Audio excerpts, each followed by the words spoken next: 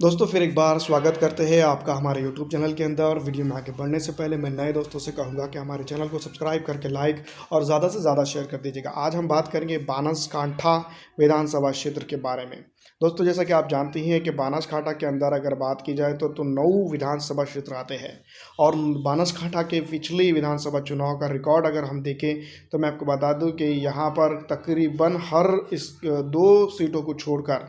Indian national Congress party ने पिछली विधानसभा क्षेत्र में माफ़ कीजिएगा 3 क्षेत्रों को छोड़कर जो है तो जीत दर्ज की थी। बाद में बाईपोल इलेक्शन हो जाता है तो बाईपोल इलेक्शन के अंदर यहाँ पर जो है तो मैं आपको बता दूं कि भारतीय जनता पार्टी 1 सीट पे जीतती है। आमतौर पे यूँ हुआ है कि गुजरात के अंदर जितने भी बाईपोल इलेक्शन हुए हैं आफ्टर इलेक्शन हुए तो उसके अंदर जो है तो भारतीय जनता पार्टी ने ही जीत दर्ज की है और अपनी 109 सीटें को और मुस्तकिम उन्होंने यहाँ पर बनाई है। लेकिन बनासकांठा की अगर बात की जाए तो यहाँ पर कांग्रेस पार्टी ने बाईपोल इलेक्शन के अंदर 1 सीट जीतकर ये इतिहास रच दिया था गुजरात की विधानसभा के अंदर। दोस्तों हम बात करेंगे वाव विधानसभा क्षेत्र के ऊपर किस तरह से जो है तो हालात है इस बार और किस तरह से कौन यहाँ पर जीत रहा है। दोस्तों मैं आपको बता दूं ठाकुर यहाँ पर इंडियन नेशनल कांग्रेस पार्टी के पिछले विधानसभा चुनाव के अंदर जीत दर्ज करने में कामयाब हुए थे। अगर ज़मीनी तौर पर देखा जाए और सब चीज़ों को इस बार अगर टटोला जाए तो यहाँ पर मैं आपको बता दूं सीधी तौर पर कांग्रेस पार्टी अपना वर्चस्व फिर एक बार बनाते हुए नज़र आ रही है। दोस्तों मैं आपको बता दूं कि थराड़ विधानसभा क्षेत्र की अगर बात की जाए तो प्रतिभा भाई बहन पटेल यहाँ पर भारतीय जनता पार्टी की ये तो चुनकर आई थी। लेकिन दोस्तों मैं आपको बता दूं थराड़ विधानसभा क्षेत्र के अंदर फिर एक बार बाईपोल इलेक्शन होते हैं और इंडियन नेशनल कांग्रेस पार्टी पिछली दफ़ा जीतती है। लेकिन अब की अगर बात की जाए ज़मीनी तौर पर अगर देखा जाए हालात को समझा जाए तो फिर एक बार दोस्तों मैं आपको बता दूं अगर AIMIM का फैक्टर यहाँ पर नहीं आता है तो दोस्तों कहीं ना कहीं इंडियन नेशनल कांग्रेस पार्टी इस बार भी यहाँ पर जो तो जीत दर्ज करने में कामयाब हो रही है। धानेरा विधानसभा क्षेत्र की अगर बात की जाए कि तो मैं आपको बता दूँ कि इंडियन नेशनल कांग्रेस पार्टी फिर एक बार धानेरा विधानसभा क्षेत्र के अंदर जो है तो जीत दर्ज कर रही है। लेकिन कई एक स्थान ऐसे है, कई एक जगह ऐसी है, कई एक वर्चस्व ऐसा है कि जहां पर जो है तो कांग्रेस पार्टी को नुकसान हो रहा है। लेकिन कांग्रेस पार्टी इस बार भी भारतीय जनता पार्टी और इंडियन नेशनल कांग्रेस पार्टी के बीच के चकल्लस में जो है तो जीत दर्ज करते हुए दिखाई दे रही है। धानेरा विधानसभा के अंदर दांता की अगर बात की जाए तो यहाँ पर मैं आपको बता दूं ST कैटेगरी के लिए ये रिजर्व है और पिछली विधानसभा चुनाव के अंदर जहाँ पर कांग्रेस पार्टी ने जीत दर्ज की थी। तो दोस्तों मैं आपको बता दूं कि दांता विधानसभा क्षेत्र के ऊपर भी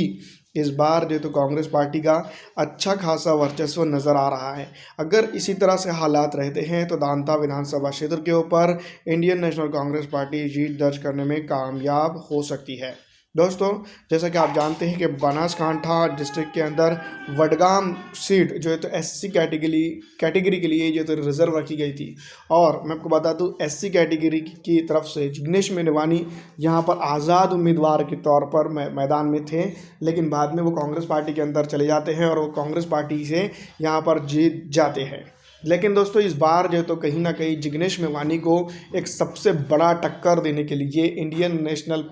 कांग्रेस पार्टी के सामने मैं आपको बता दूं कि AIMIM ने ताल ठोक दी है। वडगाम डिस्ट्रिक्ट की अगर बात की जाए तो यहाँ पर मैं आपको बता दूं कि AIMIM जो तो यहाँ पर जीत दर्ज करने में कामयाब हो सकती है क्योंकि जिग्नेश मेवानी यहाँ पर मैदान में तो ज़रूर है लेकिन Indian national AIMIM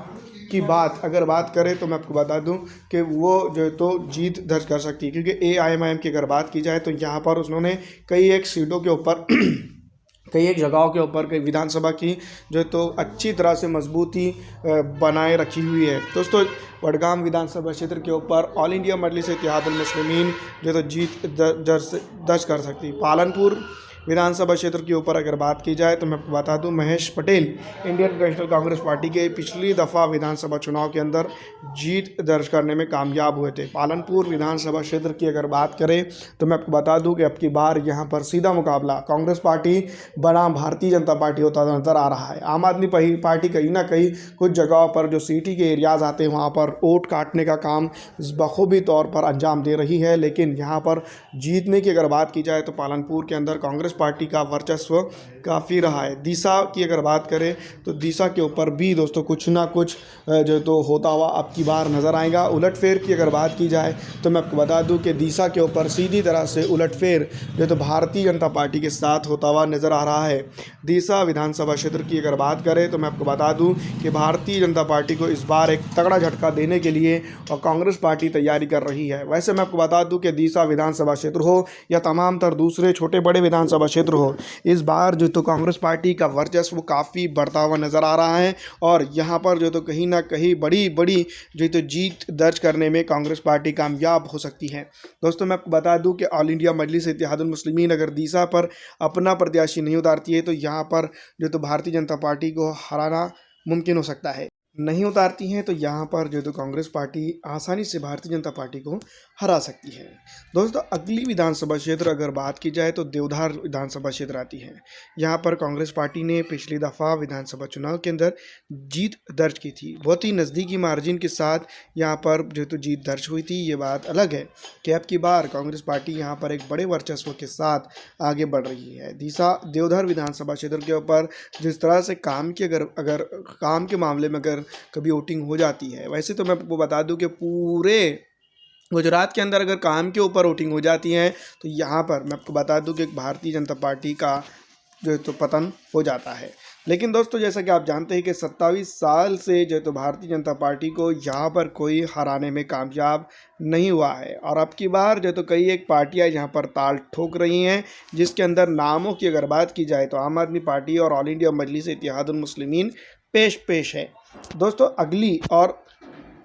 Banaskantha district की अगर हम बात करें तो आखिरी विधानसभा क्षेत्र कानकेरज विधानसभा क्षेत्र आता है। कानकेरज विधानसभा क्षेत्र की अगर बात की जाए तो कानकेरज के अंदर मैं आपको बता दूं कि भारतीय जनता पार्टी का पिछली दफ़ा अच्छा वर्चस्व रहा था और जीत दर्ज करने में भारतीय जनता पार्टी यहाँ पर कामयाब हुई थी। और भारतीय जनता पार्टी अगर यहाँ पर जीत दर्ज करने में कामयाब हुई थी तो इस बात से साफ जाहिर होता है कि अब की बार कानकेरज विधानसभा क्षेत्र के ऊपर कांग्रेस पार्टी को अगर कभी जीतना है तो लोहे के चने ही चबाने पड़ सकते हैं। मैं आपको बता दूं कानकेरज विधानसभा क्षेत्र की अगर बात की जाए तो बनासकांठा का ये आखिर का विधानसभा क्षेत्र जिसको हम कह सकते हैं वो एक काटो काट मुकाबले देने में कामयाब हो सकता है इस बार। जैसा कि आप जानते हैं कि कानकेरज के अंदर अगर बात की जाए तो मैं आपको बता दूं कि बीजेपी के विधायक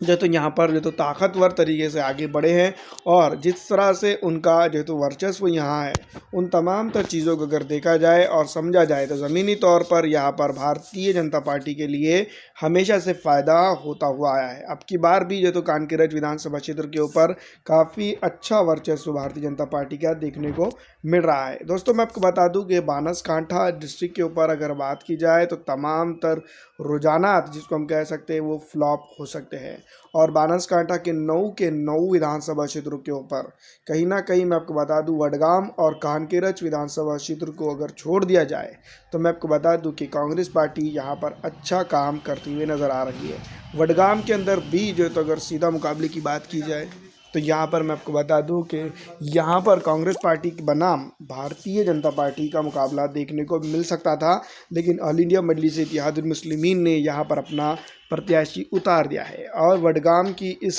एससी कैटेगरी के ऊपर जिग्नेश मेवानी हो या फिर दूसरे तमाम तर बड़े नेता हो, उनके लिए जो तो एक खतरे की घंटी सिर्फ ऑल इंडिया मजलिस इत्तेहादुल मुस्लिमीन हो सकती है। दोस्तों इसलिए क्योंकि आप जानते ही हैं कि यहाँ पर जितना वोट मुस्लिम पिछड़ा आरक्षित समाज का है वो बढ़ता हुआ नज़र आ रहा है और जिग्नेश मेवानी हो या फिर दूसरे तमाम तर कांग्रेस के बड़े बड़े नेतागण अगर यहाँ पर प्रचार भी करते हैं तो जीत दर्ज करना उतना आसान अब मामला नज़र नहीं आता है।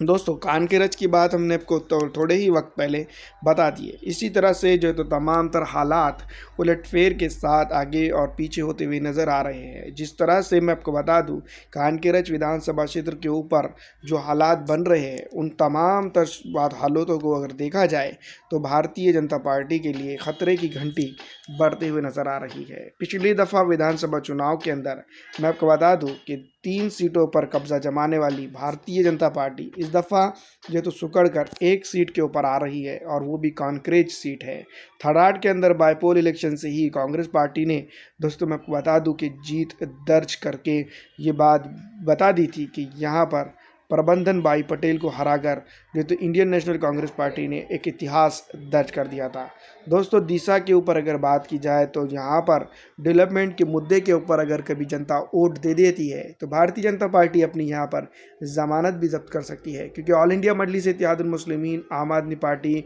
और दीगर दूसरी पार्टियाँ यहाँ पर बड़ा वोट हासिल कर सकती है। आपको क्या लगता है हमें कमेंट करके ज़रूर बताइएगा। फिलहाल इस वीडियो में इतना ही दोस्तों। वीडियो देखने के लिए आपका शुक्रिया। आपका दिन अच्छा रहे।